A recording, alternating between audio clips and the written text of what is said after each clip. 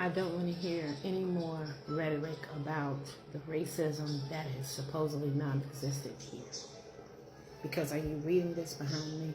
So the same governor who could not pardon Mr. Williams with no evidence, tampered evidence, jury tampering,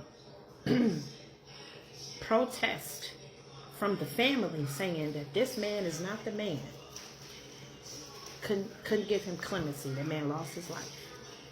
But you're going to grant clemency to these people who were out here pointing guns at protesters now. Look at these pew-pews, and they got pardoned, right? So once again, we're here, and someone is going to open their mouth and say, this is justified, or this is reasonable, or this makes sense. Hey, what's up, you guys? This is WD3, and this is your Hill Report News Break. Well, today we're coming before you for justice, right? I'll tell you, in Missouri, there is an openly racist, corrupt governor. His name is Mike Parsons. If you don't live in Missouri, I'm sure you're not familiar with this guy. But Missouri is the same state that brought you the Mike Brown. It brought you those types of openly bigoted events. But this is trickling down from the governor, Mike Parsons. Many people are investigating him right now. I call on President Biden and Kamala Harris, send the DOJ to do just a little digging on Mike Parsons, and you will find that this guy is unethical and corrupt and should be removed from office. He should not be serving the people. If you are the governor of a state, you are the governor of the whole state. You represent all of the people. Mike Parsons, by all account, has been very slanted towards one race. Some will even say that he is openly racist, right? Some have done a little more digging because his record is in the spotlight right now and have found him to be in violation of ethical rules. He's let people go who are in his own party for campaign misappropriation of their contributions. And I'll tell you what, he has ignored DNA evidence that should have stayed an execution. That's right. This man has blood on his hands. He's going to have to see God on Judgment Day and explain why he let a man that even the family of the victim says that this man should not be executed. But the governor saw fit to openly lynch. That's right. Openly lynch one of his own citizens. This is a problem. I'm asking you all right now, if there's any petition, if there's any type of action, a recall, anything, this man, Mike Parsons, I hardly felt, I don't even want to call him a governor. This clown, Mike Parsons, is guilty of the blood of a man, a human being, a citizen of his state. His job as governor is to look over the evidence and make sure that the right man is going to be executed if that is the law. He did not do his due diligence in this case, and many say it was to cover up something of his own interests from his own past. He was a gas station owner, and the lady who was the victim was investigating the corrupt formulation of gas in the gas station industry, for lack of better words. I'm going to show you guys some clips because people are digging into this guy. And if you live in Missouri, if somebody comes around with a petition to recall, sign that, because Mike Parsons is a danger to every citizen in the state of Missouri. Let's get into some clips. I want to know what you guys think after you see these clips. Of Governor Mike Parson publicly lynching Marcellus Williams last night, we are now all starting to dig a little deeper, and by a little I mean really deep, into Mike Parson and who he is and what relation he actually had to the victim, being Felicia Gale. All right, walk with me on this one. Mike Parson, he not only served in the police force, but he was also a businessman. So he owned a gas station, and from one gas station, he expanded into 3. So he was actively expanding his business and trying to be successful as a businessman, while Felicia Gale, she was a reporter and social worker. So Felicia Gale, she was reporting on gas stations and how they had like a bad mix of gas, and she was impacted by it, like injured. So she was trying to bring to light all of these different harmful impacts of what gas stations were doing and how that was impacting the city.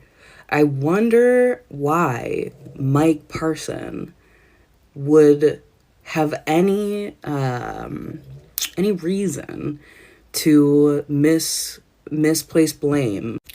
Just so we're clear, Felicia Gale was reporting on gas stations doing bad things that she herself was impacted by as a social worker who is committed to values like service and social justice and integrity. Yeah, she's probably going to be doing an investigation that will reveal harm, because that's what social workers do when they are in positions like reporting.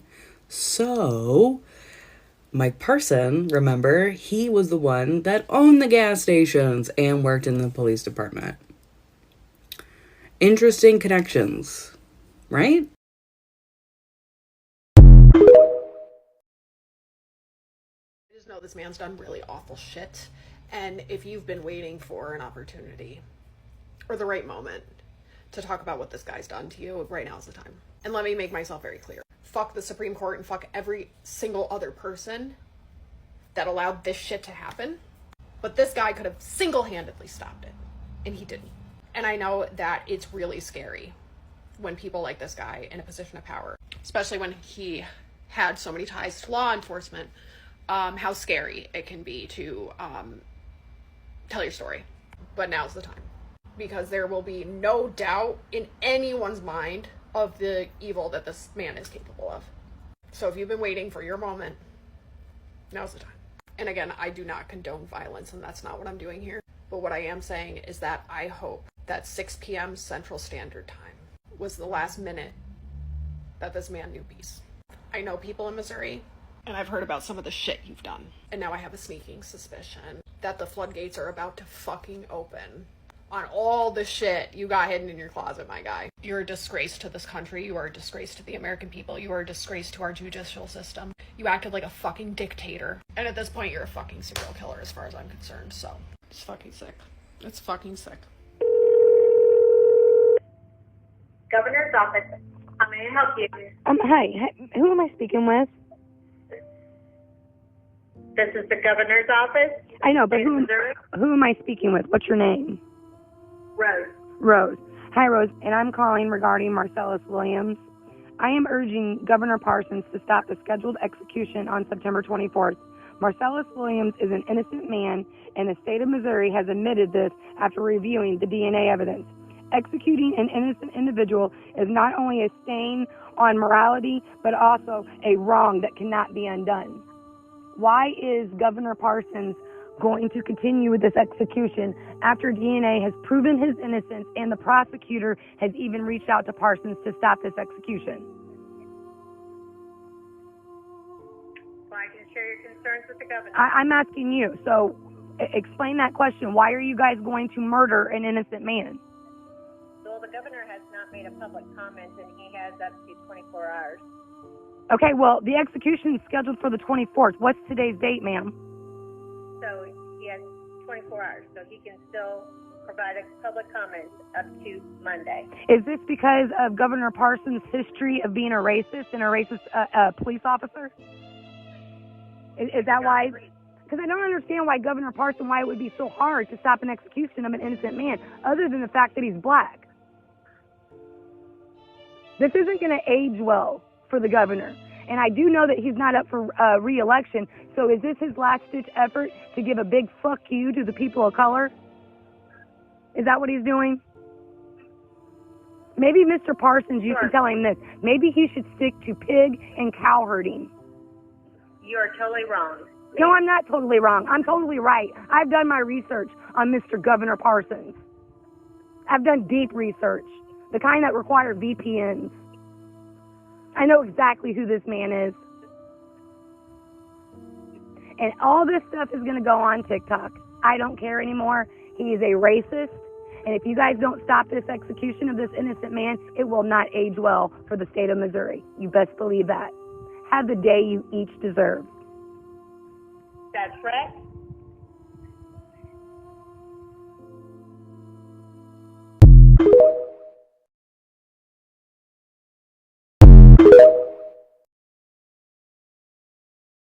Well, Missouri Governor Mike Parson is up to some shady shit again. The Missouri Ethics Commission investigates, well, ethics violations by Missouri politicians. Specifically things like campaign finance violations. The members of this commission are actually appointed by the governor. But right now, they are unable to function because Mike Parson has decided to pull 3 members of the commission. Now, members of this commission have to be confirmed by the Missouri Senate. And originally, Parson appointed these folks when the session was out, meaning they didn't have to be confirmed until the session was back in. The senators were brought back for a special legislative session, so they could have confirmed these appointments. But instead of asking them to confirm them, Mike Parson pulled the nominations. Parson supporters will probably tell you something like, this is just a formality. He's just pulling these folks right now, and then in January, when the legislature is back in full session, they'll offer them up again. No big deal, no harm, no foul, right? Now listen, what do I know? I'm just some guy, but I do find it kind of interesting that Parson decided to pull these folks from the Ethics Commission right now, just before an election, when Terry Hollander, Republican representative from the 5th District in St. Charles, is being investigated, or is supposed to be being investigated, by this commission for campaign finance violations. But I'm sure this is all above board, and it just happens to be a happy coincidence that a Republican representative in Missouri will now no longer have to face this ethics violation investigation during his election campaign.